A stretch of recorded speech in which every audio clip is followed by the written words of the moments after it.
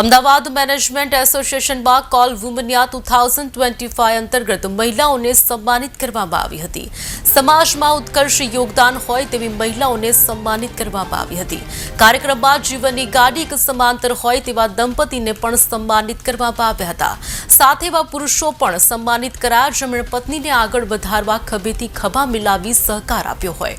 આ તકે Bharat times ન્યૂઝના founder અને મેનેજિંગ ડિરેક્ટર ઘનશ્યામભાઈ પટેલ ઉપસ્થિત અતિથિ તરીકે ઉપસ્થિત રહ્યા હતા અને સેવા સાધનાની અલગ જગાવનાર મહિલાઓને સન્માનિત કરી ગૌરવ પ્રદાન કર્યું।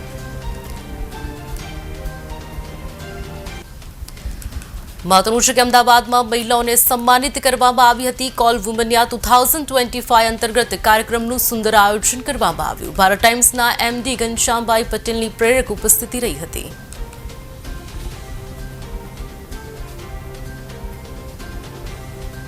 કોન્સેપ્ટ ઓફ લિવિંગ ચેરિટેબલ ટ્રસ્ટની હું વાત કરું તો અમે છેલ્લા 7-8 વર્ષોથી પોશ અને પોક્સો જે બે કાયદા છે એના ઉપર આપણે કામ કરી રહ્યા છીએ।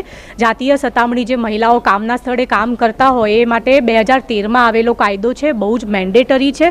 છતાં પણ હજી પણ આપણે ગ્રાઉન્ડ રિયાલિટીની વાત કરીએ તો કદાચ 20% ઓર્ગેનાઇઝેશન હશે જે લોકો ફોલો કરે છે। અને આપણે સ્કૂલ્સની વાત કરીએ તો પોક્સો જેવો ગંભીર કાયદો છે જે બાળકોનું જાતીય સતામણી ન થાય એવા રોકવા માટેનો કાયદો છે। તો પણ આપણે ગ્રાઉન્ડની વાત કરીએ તો આજે પણ કદાચ 20-23% હશે જે લોકો ફોલો કરતા હશે આ કાયદો। એટલે આપણે છેલ્લા ઘણા વર્ષોથી આપણે પોશ અને પોક્સો બંને ઉપર આપણે બહુ સારું એવું કામ કરી રહ્યા છીએ। રિસેન્ટલી આપણે કોલ્હાપુરમાં WCD અને ગવર્મેન્ટ ઓફિશિયલ સાથે મળી અને આપણે આના ઉપર અવેરનેસનો સેમિનાર કર્યો અને ઘણા બધા લોકો સાથે મળી અને આપણે હજી પણ એનું કામ કરી જ રહ્યા છીએ, કેમ કે જેટલા વધારે લોકો હશે એટલી વધારે આપણે માહિતી પહોંચાડી શકીશું। અને આપણે આ કેમ્પેન છેલ્લા 8 વર્ષથી ચલાવી રહ્યા છીએ અને હજી પણ આપણે આગળ આશા છે કે આપણે ચલાવતા રહીશું આને।